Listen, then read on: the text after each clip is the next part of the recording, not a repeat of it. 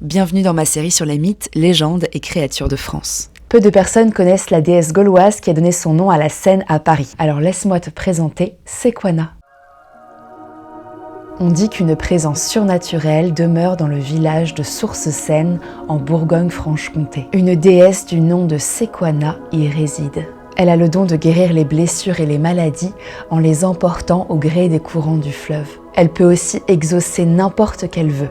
Les fidèles, après avoir réalisé leurs ablutions, viennent la prier dans un édifice construit pour elle aux sources et lui remettre des ex-voto, c'est-à-dire un objet, une offrande déposée dans un lieu sacré à l'intention d'une divinité afin qu'elle réalise un souhait personnel. C'est un lieu de culte important. Dans le monde celtique, l'eau est liée à la guérison et à la fertilité. Les ex-voto représentent très souvent des parties de l'anatomie humaine, des pieds, des yeux ou encore des animaux.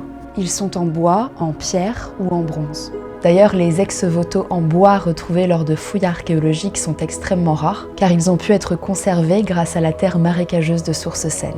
La déesse n'étant référencée dans aucun document, Sequana plonge dans les ténèbres de l'oubli avant d'être redécouverte au XIXe siècle lors de fouilles archéologiques qui ont permis à son sanctuaire de refaire surface. On y a découvert environ 1500 ex-voto, ainsi que sa statuette la plus célèbre. Elle représente Sequana, les mains tendues devant elle dans une galère en bronze dont la poupe prend la forme d'un canard ou d'un cygne avec un fruit rond dans le bec. Alors dès que vous passerez tout près de la Seine, je vous invite à avoir une pensée pour sa protectrice. Dis-moi en commentaire si tu as d'autres anecdotes sur Sequana et sinon, abonne-toi pour plus de contenu mythes et légendes.